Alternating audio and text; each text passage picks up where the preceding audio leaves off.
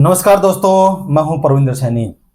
दोस्तों, आज हम बात करेंगे कि अभी तक कांग्रेस पार्टी ने नेता प्रतिपक्ष का ऐलान नहीं किया है, लेकिन अब खबरें जो निकलकर सामने आ रही हैं वो काफी चौंकाने वाली हैं, क्योंकि कांग्रेस के 32 विधायकों ने भूपेंद्र सिंह हुड्डा का समर्थन किया था, या यूं कहें कि 32 विधायकों ने ये कहा था कि भूपेंद्र सिंह हुड्डा को नेता प्रतिपक्ष बनाया जाए।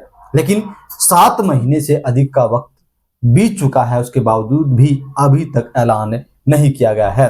लेकिन अब कई नेता हैं जो लाइन में खड़े हैं और जिनका नाम लगभग फाइनल हो चुका है। और इसी विषय पर चर्चा करने के लिए हमारे साथ राजनीतिक मामलों के जानकार वीरेंद्र राठी हमारे साथ मौजूद हैं। राठी साहब, आपका कार्यक्रम में स्वागत है। आपका बहुत बहुत धन्यवाद और सभी दर्शकों को मेरी तरफ से नमस्कार। राठी साहब, 7 महीने से अधिक का वक्त बीत चुका है, नई सरकार का गठन हुए, लेकिन अभी तक नेता प्रतिपक्ष गायब है, अभी तक नाम का ऐलान नहीं हुआ है। तो क्या हम ये मान लें कि भूपेंद्र सिंह हुड्डा का नाम कट चुका है, क्योंकि 32 विधायकों ने हुड्डा का नाम लिया था और नाम का ऐलान अभी तक नहीं हुआ? जब आरंभ में इस चीज की शुरुआत हुई तो सबसे पहले भूपेंद्र सिंह हुड्डा जी का नाम नेता प्रतिपक्ष के तौर पर उभर करके आया था और मेजोरिटी में विधायकों ने भी उनका नाम लिया था। लेकिन जो जो समय बीता तो ये अंदाजा भी हुआ कि कहीं न कहीं हाईकमान भूपेंद्र हुड्डा के नाम से सहमत दिखाई नहीं दे रहा है। तो 3 नामों के ऊपर काफी गहन मंथन कांग्रेस पार्टी के अंदर हुआ, जिनमें एक तो निर्मल सिंह जी हैं, एक अशोक अरोड़ा जी हैं, एक डॉक्टर रघुवीर कादयान जी हैं और एक मैडम गीता भुक्कल जी हैं। 4 नामों के ऊपर हुआ, अंबाला, थानेसर, बेरी और झज्जर। लेकिन जहां तक अशोक अरोड़ा जी की बात थी तो उनके ऊपर तो सिर्फ उनकी एक कमजोरी मानी जा रही है कि वो लंबे समय तक उन्होंने इनेलो की राजनीति की। इनेलो से 3-4 बार वो विधायक रहे और कांग्रेस पार्टी में आने के बाद पहली बार वो विधायक बने हैं, तो उनकी तरफ तो इस पद का जाना ज्यादा सा लोगों के गले नहीं उतर रही है वो बात। लेकिन जहां तक निर्मल सिंह जी की बात है, भूपेंद्र सिंह हुड्डा जी के बड़े खास व्यक्तियों में वो रहे हैं। हालांकि पिछला विधानसभा के चुनाव में उनकी पिता पुत्री दोनों की टिकट कट गई थी और बतौर निर्दलीय प्रत्याशी के रूप में उन्होंने वहां से चुनाव लड़ा था। और डॉक्टर रघुवीर सिंह कादयान की जहां तक बात आती है कि वेरी से हरियाणा प्रदेश के सबसे सीनियर नेताओं में इनका नाम शामिल है, 7वीं बार ये विधायक बने हैं।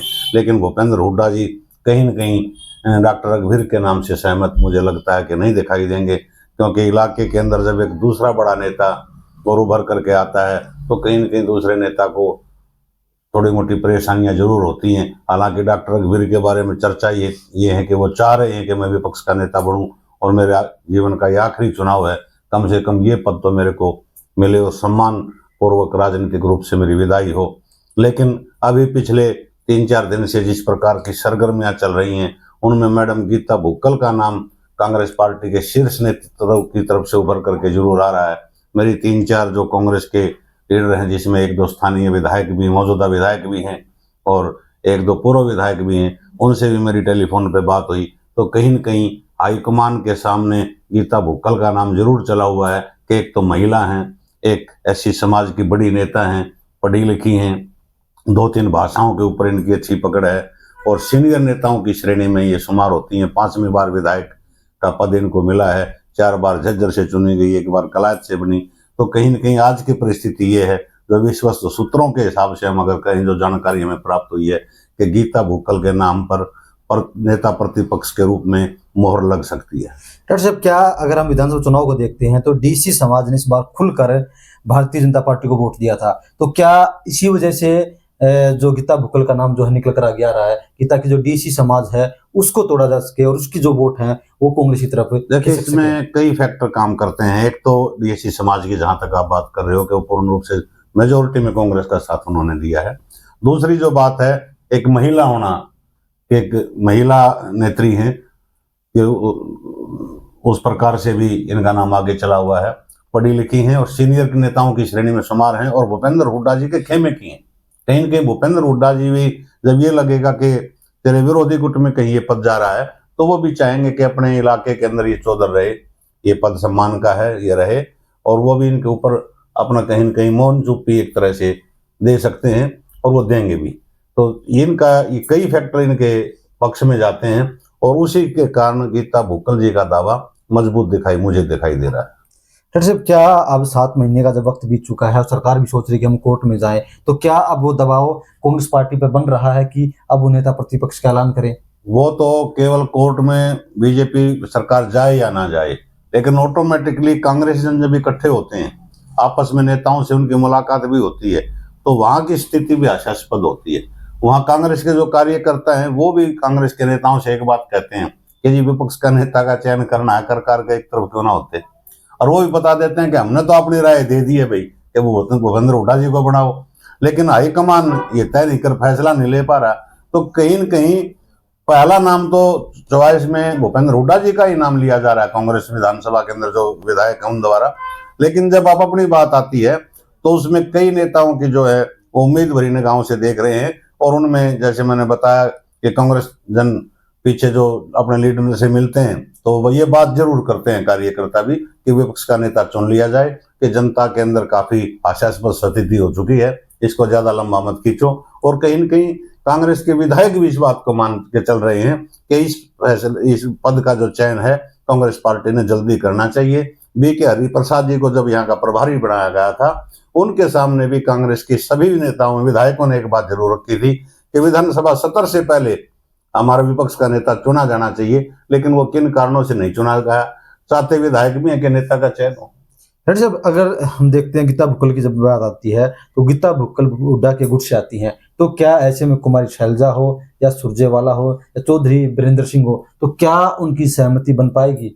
देखिए, जहां तक वीरेंद्र सिंह डुमरखा की बात है, वो तो एक तरह से राजनीतिक रूप से निष्क्रिय से हो चुके हैं। अब की बार भी उन्होंने चुनाव नहीं लड़ा, उनके बेटे ने चुनाव लड़ा, बहुत कम मार्जिन से वो चुनाव हार गए। जहां तक रणदीप सुरजेवाला की बात है, तो रणदीप सुरजेवाला का जो बेटे विधायक हैं वो भी कहीं न कहीं भूपेंद्र हुड्डा जी के पक्ष में बयानबाजी, पीछे 2-4 बार तो उनके बयान आए हैं। और रही कुमारी शैलजा जी की बात, तो कुमारी शैलजा जी बहुत बड़ी जगह है उनकी कांग्रेस पार्टी के अंदर है, और कांग्रेस पार्टी इतनी बड़ी पार्टी है कि उनको कोई भी पद दे करके कहीं न कहीं एडजस्ट किया जा सकता है। और जिस प्रकार से विरोधी धड़े का पहला टारगेट तो एक है कहीं न कहीं भूपेंद्र हुड्डा जी विपक्ष का नेता ना बने। फिर आएगी बात प्रदेश अध्यक्ष की। हो सकता है कि प्रदेश अध्यक्ष के ऊपर कुमारी शैलजा कोई अपना दबाव बना करके किसी अपने आदमी को प्रदेश अध्यक्ष बनवा ले। तो ये राजनीति तो कांग्रेस के अंदर कोई भी राष्ट्रीय पार्टी होती है उसके अंदर प्रदेश के लिए 2 ही अहम पद होते हैं। पार्टी सत्ता में है तो मुख्यमंत्री का पद होता है, पार्टी विपक्ष में है तो विपक्ष के नेता का पद होता है, और एक प्रदेश अध्यक्ष का पद होता है। और हरियाणा की राजनीति इस प्रकार की रही है कि इन दोनों पदों के ऊपर कांग्रेस पार्टी में हमेशा मारामारी रहती है। प्रदेश अध्यक्ष देखो, उस गुट का नहीं बनना चाहिए, उसका बनना चाहिए, उसका नहीं बनना चाहिए, उसका नहीं बनना चाहिए, और विपक्ष का नेता का चयन अभी तक हुआ ही नहीं है, ये सबके सामने ही है। तो कहीं न कहीं ये दोनों पदों के बीच में कांग्रेस पार्टी को तालमेल बैठाना पड़ेगा। प्रदेश अध्यक्ष के लिए मैंने तो पीछे एक वीडियो के अंदर कहा था कि सबसे अच्छा नाम अगर कांग्रेस पार्टी चाहती है कि हरियाणा प्रदेश के अंदर दमदार वापसी कांग्रेस की सत्ता के अंदर हो, तो आनंद सिंह दांगी जैसे बुजुर्ग नेता और सीनियर लीडर का इन्होंने साथ लेना पड़ेगा।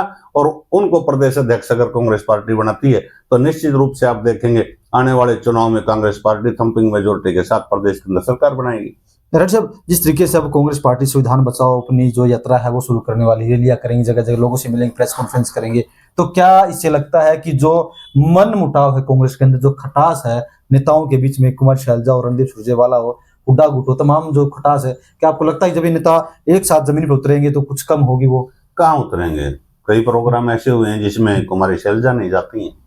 जो कुमारी शैलजा के कार्यक्रम होते हैं तो दूसरा धड़ा नहीं जाता है। भारत जोड़ो यात्रा के अंदर भी वो खटास हरियाणा प्रदेश के अंदर सार्वजनिक रूप से उभर करके आया था। भारत जोड़ो यात्रा में राहुल गांधी जी ने पूरा दमखम लगा रखा था। उसके बाद चुनाव की कैंपेन चली, बार बार कई बार तो हम ही चर्चा कर चुके हैं कि किस नेता ने किसके मंच पे प्रत्याशी तक का नाम तक नहीं लिया, उसके समर्थन की अपील नहीं की। कहीं जो मौजूदा सांसद जयप्रकाश जी थे उनका बयान आया था कि 65 सीटें नहीं भाई, केवल 46 तक रख लेना आंकड़ा। तो इस प्रकार का तालमेल होता नहीं। ये धड़ेबंदी में जो कांग्रेस बटी हुई है, इस धड़ेबंदी को हाईकमान खत्म करवा सकता है, और हाईकमान ने सख्त रुख अपनाना होगा। जो पार्टी के लिए काम नहीं कर रहा उसको कहीं न कहीं कोने में बैठाना होगा। अच्छा भाई, इस खबर के साथ साथ में एक वीडियो है जो लगातार वायरल हो रहा है। डीएसपी ने बीजेपी नेता से माफी मांगी है। सिंगला हैं जो राज्यपाल थे उड़ीसा के, उनका बेटे हैं, गणेशी लाल के बेटे हैं, तो उनके साथ बदतमीजी की थी डीएसपी ने। अब सोशल मीडिया पर एक वीडियो वायरल हो रहा है जिसमें वो माफी मांगते हुए नजर आ रहे हैं और तमाम नेता अब सवाल उठा रहे हैं कि कोई कह रहा है कि गुंडागर्दी है, कोई कह रहा है कि पुलिस का मजाक बना दिया गया। आप कैसे देखते हैं इसे? देखिए, हकीकत में तो घटना जो ये हुई है गलत तो है ही। किसी सीनियर एचसीएस अधिकारी का एक पॉलिटिकल आदमी से इस प्रकार से माफीनामा इकरार करना और सोशल मीडिया के ऊपर वो बात चलना, कहीं न कहीं गणेशी लाल जियों के बेटे ने इसको अपने ईगो से जोड़ा, स्वाभिमान से जोड़ा। मैं उनकी गलती मानता हूँ। जहाँ तक प्रोफेसर गणेशी लाल जी की बात है, व्यक्तिगत रूप से मेरी एक मुलाकात नहीं। अतीत में जब 1996 में चौधरी बंसी लाल के साथ विकास पार्टी का और भाजपा का समझौता था, उस समय वे अनेक मंचों मैंने साझा उनके साथ किया है। बड़े सज्जन व्यक्ति हैं, गवर्नर रहे हैं उड़ीसा के। लेकिन जिस प्रोग्राम के अंदर मुख्यमंत्री के प्रोग्राम से उनको वहां से निकाला गया और बाद में ऊपर से कोई दबाव आया और उस दबाव के अंदर घर जाकर के उन्होंने लिख करके दिया गया और उस लिखे हुए को पढ़ करके उन्होंने क्षमा याचना की है, तो कहीं न कहीं ऐसे बड़े अधिकारी के एक राजनीतिक आदमी से माफीनामा सार्वजनिक कर देना, उन्हें भी इसके बारे में सोचना चाहिए था। बहुत से प्रोटोकॉल भी होते हैं, जहाँ मुख्यमंत्री आता है, प्रधानमंत्री आता है, हो सकता है कि पार्टी के बड़े से बड़े पदाधिकारी को वहां कुर्सी ना मिले, जगह ना मिले, साधारण कुर्सी भी ना मिले, बाहर जाना पड़ जाता है। लेकिन कोई इतना बड़ा इशू नहीं था कि उससे माफी मंगवाई जाए। अगर कोई गलती थी तो व्यक्तिगत रूप से सोशल मीडिया के अंदर ना दे करके व्यक्तिगत रूप से भी क्षमा याचना हो सकती थी, लेकिन उसको सार्वजनिक करना, उस नेता की श्रेयाम इसमें गलती मानता हूँ। डॉक्टर साहब, क्या इससे जो पुलिस का मनोबल है क्या वो डाउन होगा कि जब आप अपनी अच्छी से ड्यूटी निभाते हैं और उस दौरान आपको फिर किसी से माफी मांगने? देखिए, कर्मचारी बेचारा मजबूर होता है, कर्मचारी कहाँ जाए, उसको सरकार के आदेशों की पालना करनी पड़ती है। उसके तो कोई व्यक्तिगत रंजिश उनसे थी नहीं, गणेश लाल जी के बेटे से। जब उनको निकाला गया, हो सकता है किसी बीजेपी के कार्यकर्ता ने ही डीएसपी साहब को ये कहा कि इनको बाहर निकालो। मुख्यमंत्री का कार्यक्रम था, मुख्यमंत्री का कार्यक्रम नशा के खिलाफ। ऐसा बहुत बार हो जाता है और फिर उनको पता भी ना हो। एक अधिकारी सारे चेहरों को थोड़ा जानता है कि भाई ये मुख्यमंत्री का मिलने वाला है, या उसके माथे पे लिखा है ये फला सांसद का बेटा है, या गवर्नर के बेटे हैं, या कोई और है। हालांकि उनके पिताजी बड़े सम्मान के पद पर रहे हैं और बड़े आदरणीय हैं, बड़े सज्जन व्यक्ति हैं। लेकिन इसमें कहीं न कहीं पुलिस प्रशासन की जहाँ तक बात आती है, कहीं न कहीं थोड़ा सा प्रतिष्ठा तो उनके भी है, वो भी अपनी ड्यूटी निभा रहे थे, कोई गलत काम नहीं कर रहे थे। तो ऐसा अतीत में भी वैसे कई बार होता रहा है। जो आदमी आज इस घटना का विरोध कर रहे हैं, उनके परिवारों ने तो पता नहीं कि कितना दुरुपयोग किया है।